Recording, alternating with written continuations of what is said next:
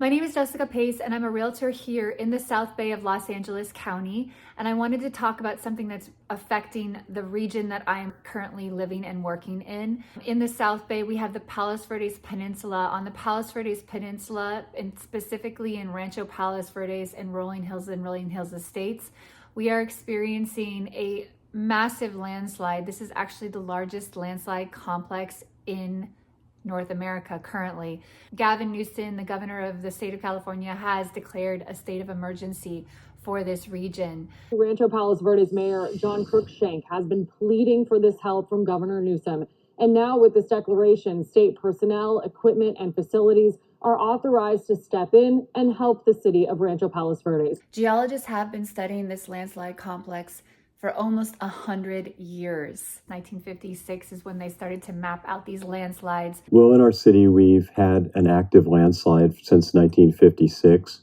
It's a landslide complex, so there's 5 different landslides within one complex. The landslides cover almost 680 acres of land. It's about a mile wide in the Rancho Palos Verdes area. That's incredible. It's a huge amount of space. It's believed that the construction of the Crenshaw Boulevard corridor has helped accelerate those slides.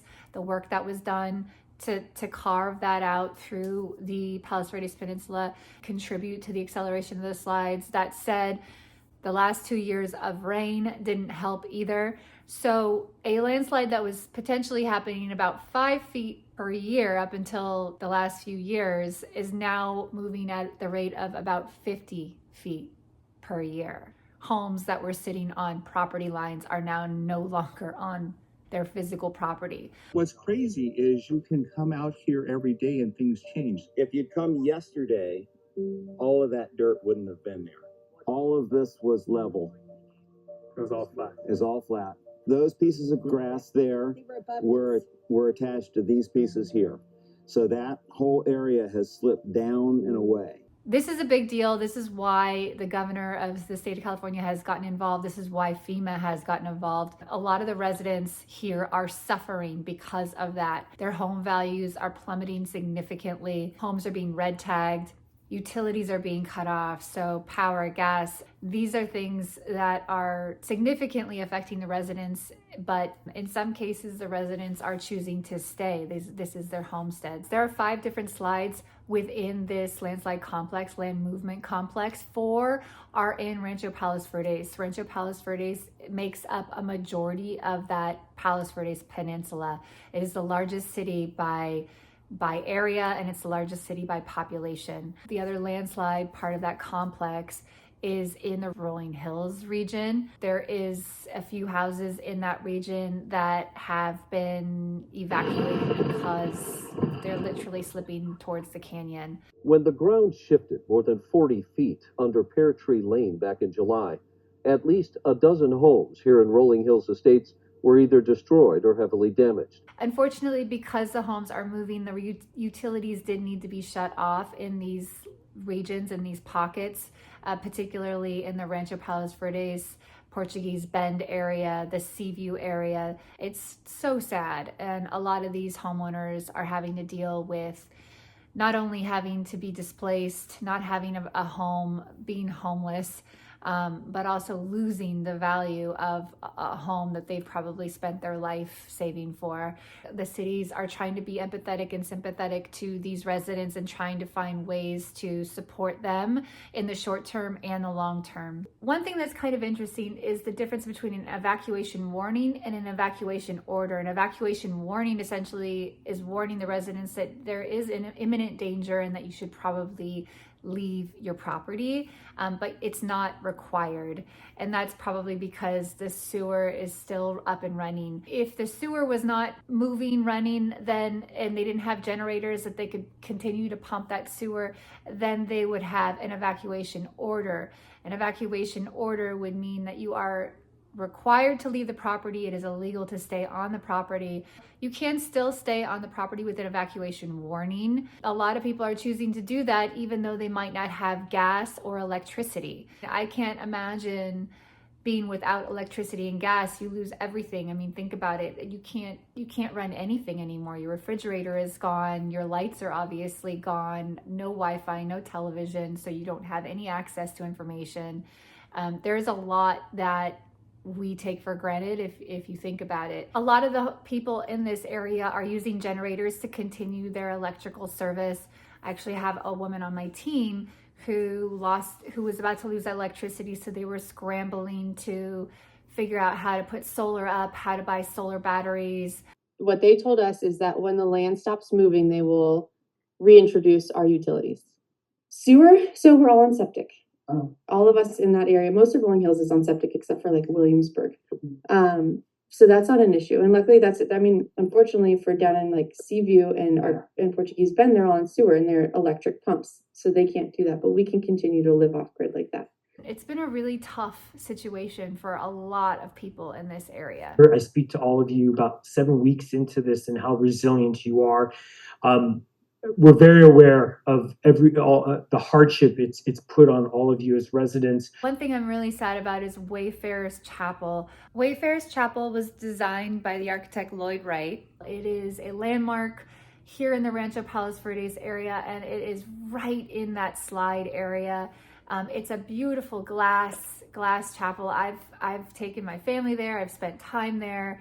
It's a beautiful place. Many weddings have taken place there. It's an iconic structure, and because of the slide, they decided to dismantle it and take it down. So unfortunately, it is now closed. It's now dismantled. They're gonna potentially try to find another place for it. Right now, that chapel is gone. It's such a special place, and it's really sad that they had to do that. I know I've been there with my family, and I'm just sad to see that go. But it's going to live on. It's been deconstructed, and it will move to some other location, and we'll have to look forward to where that is. The road along this region is called Palos Verdes Drive South, and it is a stunning drive. It is just iconic California with its sheer cliffs. It's a beautiful drive, and I actually like to do it on the weekends just for fun, just to go out there and see what I can see, get some fresh air, maybe catch the sight of a whale or see a view of Catalina. But it is a really beautiful drive. That road is getting crazy though. There's actually this one section that they call the ski jump. If you're not careful, you can get some air on it and it will cause damage to your car. But that ski jump has significantly increased. I mean, you really have to just be so careful going over it because it is like a lip and then it just goes straight down. So beware of that. Driving on those roads, you are going to see some cracks. You're going to see a lot of construction. You're going to see a lot of police presence. There's a lot going on out there right now. It's not the best road to travel. On a normal day when there isn't this kind of activity, about 16,000 cars use that road daily. And right now, because of these slides, I would say take a different route. Don't go that way. It's gonna be slow. You may even have stops along the way where you have to wait for oncoming traffic to pass on one-way roads. So just be aware of that. It's a little dicey in that area. I have to commend the city of Rancho Palos Verdes for what they've done. The mayor, John Cruikshank, there has really stepped up along with the city council. They have done incredible things, including supporting the residents, giving them information, trying to stay transparent, putting in generators. They've started a program where they're putting in these pumps to actually pump out the groundwater underneath these residents' home. DDWs, or deep dewatering wells 1 through 6, began extracting water in mid to late September, going on sequentially. And initially we were extracting about 100 gallons per minute each. That rate has gone down a little bit as the water table has gone down, which is to be expected. The water pressure causes the uplift on the slide, and that is what results in the movement. So it's very important for us to tie deep dewatering well, water extraction, to reduction in water pressure, to reduction in movement. Taking the water table, the pressure of that water table, and alleviating that pressure so that the water can get pulled out and the land will start to not only dry out, but it will also stop slipping. And that is at a huge expense to the city of Rancho Palos Verdes. We anticipate spending $43 million. Of that $43 million, $32 million is this fiscal year that we're in. And that's what we think we're going to end up spending from July 1st, 2024 to June 30th, 2025. This is a really big deal, and I do commend Rancho Palos Verdes. They've had emergency council meetings. In fact, there was one last night. The Federal Emergency Management Agency, FEMA, has essentially given Rancho Palos Verdes a grant, a $42 million grant. It's a homeowner buyout program. They just announced it last night, so this is really very new news and won't last long. The deadline for this grant is November 8th, which gives you about a week and a day, a week and a half to decide if you want to sell your home to the city of Rancho Palos Verdes. If your home is red tagged and you can't live in it, then yes, go for it, do it. There are some qualifications that need to be met in order for a homeowner to be able to access this grant.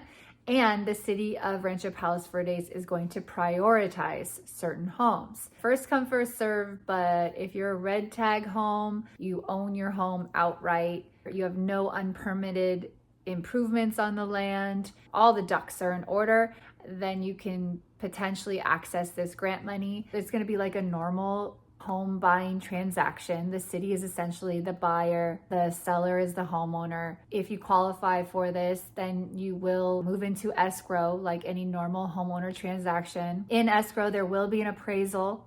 The appraisal will be done at the city's expense unless the homeowner wants to do the appraisal at their own expense. The appraisal will be backdated to December 1st of 2022. That's before the landslides really started happening, not the current value, which is extremely beneficial to the homeowners. Once the appraisal comes in, you're gonna be able to collect 75% of that appraisal value, that appraised value.